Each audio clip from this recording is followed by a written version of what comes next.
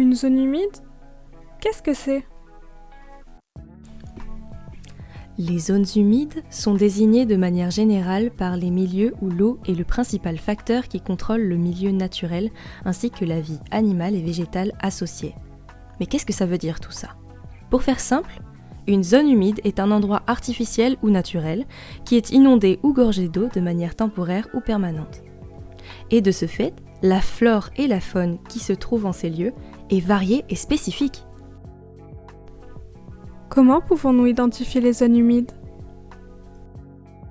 Il existe deux types de zones humides. Les zones humides continentales, comme les étangs, les mares, les marais, les bordures de lacs ou les tourbières, et les zones humides marines et côtières, comme les prés salés ou les lagunes côtières.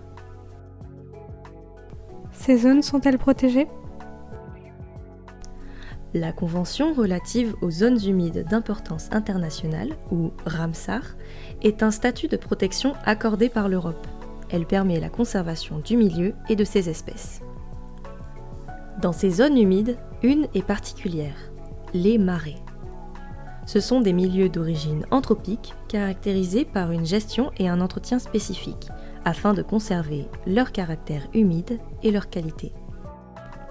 En France, il existe la loi sur l'eau, qui précise que la végétation existante est dominée une partie de l'année par des plantes vivant dans l'eau. Elles sont également à prendre en compte dans le plan de conservation. Les sites Ramsar, c'est 2200 zones d'importance internationale, soit plus de 2 millions de kilomètres carrés. C'est une superficie supérieure à celle du Mexique. Pourquoi est-ce important de conserver les zones humides? Les zones humides représentent 25% de l'alimentation mondiale, à travers les cultures, la pêche et même la chasse. En plus, 30% des espèces protégées et remarquables vivent sur ce type de milieu. Ces zones peuvent donc nous apporter beaucoup, mais on l'a souvent découvert qu'après les avoir détruites. Premièrement, elles ont un rôle économique important, à travers différentes activités comme l'aquaculture, la pêche, la production d'osier, de sel, de tourbe, et même pour le tourisme. Si ces activités sont bien menées, elles peuvent même mettre en valeur les zones humides sans les dégrader. Ensuite, elles possèdent une fonction hydrologique. Elles participent au stockage et à la restitution progressive de grandes quantités d'eau. Elles maintiennent le débit des cours d'eau, permettant l'alimentation des nappes lors de périodes de sécheresse. Et inversement, elles diminuent les inondations en retardant le ruissellement des eaux. Elles jouent également un rôle de maintien et de protection des sols. La végétation des zones humides fixe les berges, les rivages et participe ainsi à la protection des terres et des dunes contre l'érosion. De plus, elles ont une fonction dépolluante importante. Ces zones contribuent à l'amélioration de la qualité de l'eau en agissant comme filtre épurateur et favorisent le dépôt des sédiments ainsi que le piégeage de substances dangereuses par les végétaux, comme le nitrate et le phosphate, à l'origine de l'eutrophisation, c'est-à-dire de la diminution de l'oxygène des milieux aquatiques. Elles absorbent également une bonne quantité de toxines issues de pesticides agricoles et de résidus industriels et miniers. Bien entendu, elles possèdent une fonction biologique majeure, car elles abritent près d'un tiers des espèces végétales remarquables et la moitié des espèces d'oiseaux français. Elles peuvent servir d'étape migratoire, de lieu de reproduction, d'hivernage ou remplir une fonction d'alimentation pour de nombreuses espèces.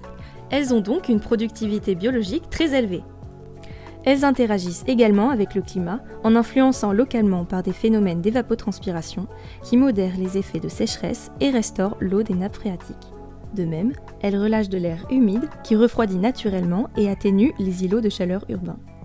C'est aussi un puits de carbone naturel très efficace car ce dernier est retenu par la végétation via la photosynthèse.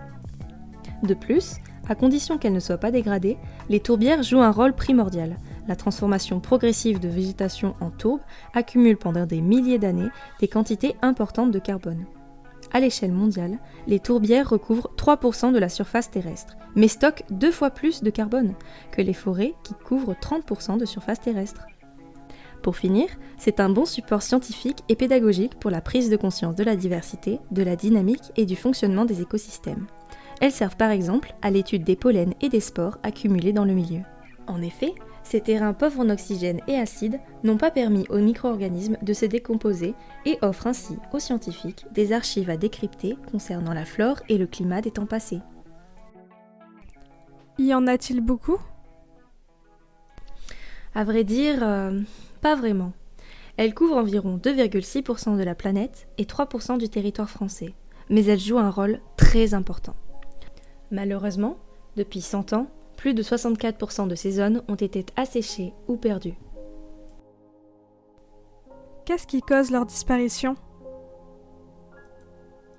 Premièrement, la fragmentation est une cause importante de leur dégradation, via notamment l'agriculture, dont l'État a encouragé à intensifier les pratiques et à mettre en culture les zones humides pour nourrir la France d'après-guerre, mais également l'aquaculture, dont les bassins remplacent peu à peu les marais salants, dont l'exploitation a été abandonnée. Cela se traduit souvent par une dégradation paysagère et la rectification des berges. L'extraction de matière joue également un rôle destructeur, avec notamment l'extraction de granulats pour la réalisation de divers travaux et de tourbes qui servaient autrefois de combustible. Ensuite, l'aménagement des cours d'eau, afin de lutter contre les crues et favoriser la navigation, engendre la disparition de milieux et donc de la diversité qui les habite via la création de canaux ou de barrages. Bien évidemment, la pollution en est une des causes principales, avec les produits phytosanitaires dont la consommation a doublé entre les années 70 et 90 et qui sont à l'origine de phénomènes dits d'eutrophisation. En effet, les sols lessivés par les eaux de pluie peuvent véhiculer des produits phytosanitaires qui viennent soit directement détruire la flore et par extension la faune, s'il s'agit de pesticides, soit les enrichir excessivement en éléments nutritifs, s'il s'agit d'engrais. Cet enrichissement se traduit par la prolifération anarchique de végétaux qui provoque une diminution de l'oxygène et engendre l'asphyxie de poissons et la dégradation du milieu. On retrouve de même d'autres types de pollution, tels que le rejet d'hydrocarbures ou la pollution thermique due au largage de l'eau de refroidissement des centrales, qui induisent la disparition ou la modification des communautés végétales ou animales. Les prélèvements d'eau en augmentation à cause des besoins croissants de l'agriculture, de l'industrie et des populations induisent la remontée du sel vers les littoraux, changeant la végétation et la faune et causant la disparition de certaines zones. Le fait de boiser certaines zones humides afin de rentabiliser les terres impropres à la culture à cause des surplus d'eau entraîne une modification écologique, la diminution de la diversité, l'épuisement des sols, l'abaissement des nappes et la modification du paysage. Enfin, le changement climatique actuel peut également modifier nos zones humides en submergeant les littoraux avec la montée des eaux ou en asséchant les milieux.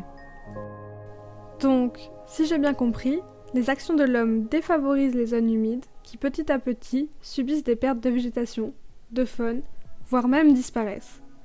Mais comment on pourrait faire pour remédier à tout ça? Venez le découvrir!